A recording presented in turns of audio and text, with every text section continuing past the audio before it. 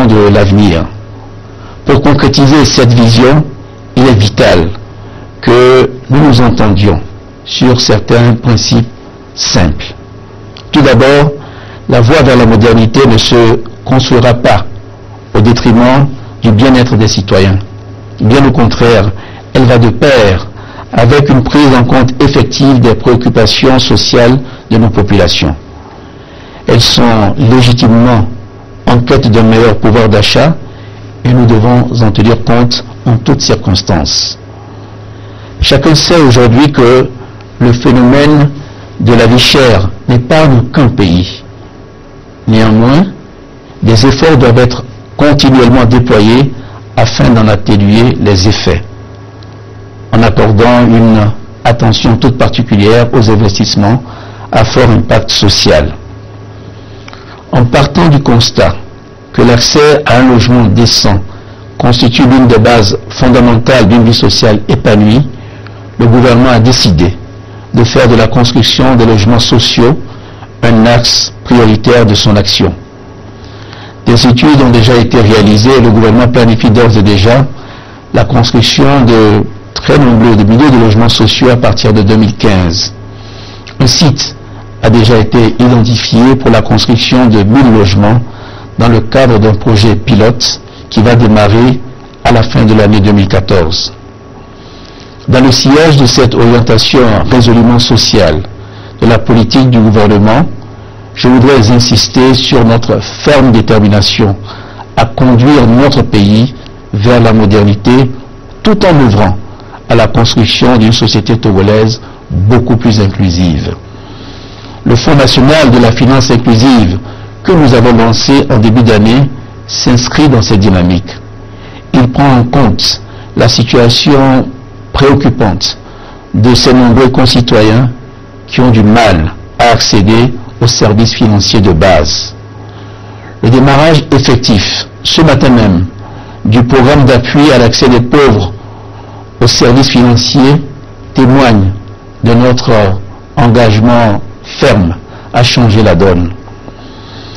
Pour le compte de l'année 2014, ce programme, qui est le tout premier produit du Fonds national de la finance inclusive, permettra à 300 000 hommes et femmes vivant dans la précarité d'accéder au microcrédit, à la petite épargne et à la micro-assurance. C'est un bon début, mais il faut faire mieux. Il y a du chemin à faire. J'en appelle donc au sens des responsabilités des uns et des autres pour que le programme que nous venons de lancer atteigne pleinement les résultats attendus. La rigueur est donc de mise afin que les espoirs légitimes qui ont été suscités ne soient pas déçus.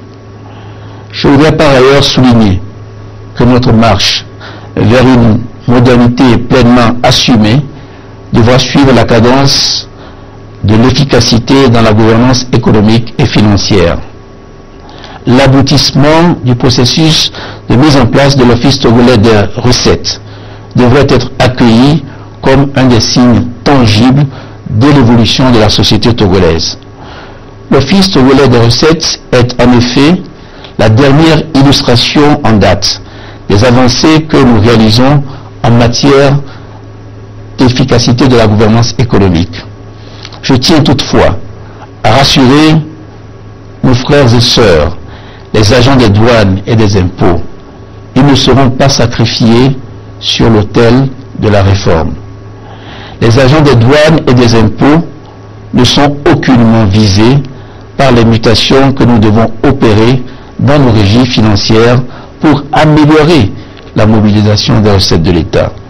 Bien au contraire, il est important que les conditions de travail soient préservées et la sécurité de l'emploi garantie autant que possible. C'est pourquoi je voudrais vous convier instamment, mes chers compatriotes, à contribuer chacun à son niveau au succès de la mission importante que nous avons confiée à l'Office togolais des recettes. Mes chers compatriotes, il me paraît fondamental de ne pas oublier que dans un pays comme le nôtre, qui fonde davantage son développement sur le labeur de son peuple que que sur l'abondance des ressources naturelles, il n'y a pas de petites économies. Chacun peut contribuer, quelle que soit sa position dans l'échelle sociale, à affermir notre essor économique et social naissant, en respectant et en faisant respecter autour de lui tout ce qui relève du patrimoine de l'État. Je vous engage ainsi à mener une lutte sans merci contre les dépenses improductives dans les administrations publiques comme privées. La lutte contre les dépenses improductives doit se doubler également d'un véritable culte du bien public pour tous les citoyens.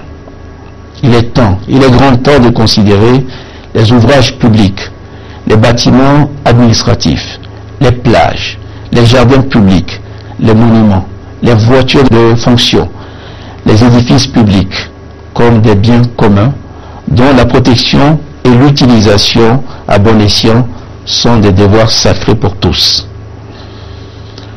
Togolaises, Togolais, mes chers compatriotes, depuis quelques mois maintenant, la vie politique nationale est largement dominée par le débat sur les réformes institutionnelles et constitutionnelles. À moins d'un an de la prochaine élection présidentielle, il n'est pas étonnant qu'un tel débat soit si animé. Toutefois, et comme je l'avais déjà dit, le débat doit être utile et fécond. Il doit faire avancer la communauté de destin que nous nous efforçons de construire ensemble. Dans cet effort qui nous mobilise depuis plusieurs décennies, notre force ne peut résider que dans notre aptitude à savoir ce que nous voulons pour nous-mêmes et pour notre pays. C'est pourquoi, face aux enjeux majeurs liés aux reliquats des réformes politiques en cours, je voudrais inviter toute la classe politique à dépasser les calculs partisans et les préoccupations électoralistes immédiates. Je voudrais inviter chacune et chacun d'entre vous à dépassionner le débat, à ne se laisser guider que par le souci primordial de doter notre pays d'un édifice institutionnel propice à son plein épanouissement. La démocratie représentative pour laquelle nous avons opté à léguer à nos sociétés des mécanismes qui permettent, dans un esprit d'ouverture, de prendre en compte la volonté du peuple souverain dans les choix importants et déterminants que nous sommes appelés à opérer. Adaptons ces mécanismes à nos réalités, mais tâchons surtout d'avancer en ayant à l'esprit notre responsabilité historique de préserver le climat d'apaisement que notre pays a su retrouver après tant de péripéties. Cette exigence fondamentale n'est pas au-dessus de nos forces. J'en suis pleinement convaincu. Nous pouvons même être fiers du chemin que nous avons parcouru ensemble en l'espace d'une décennie. Il ne nous reste qu'à consolider les fondements de notre nation en poursuivant avec ardeur sa construction sur des bases stables, avec des institutions qui remplissent leur mission dans un climat apaisé. Fort de nos récents progrès, nous pouvons et nous devons aborder l'avenir avec confiance. Je convie donc chacune et chacun à prendre la juste mesure des efforts qui nous restent à consentir pour parachever les réformes dans tous les domaines et engager résolument le Togo sur la voie de la modernité.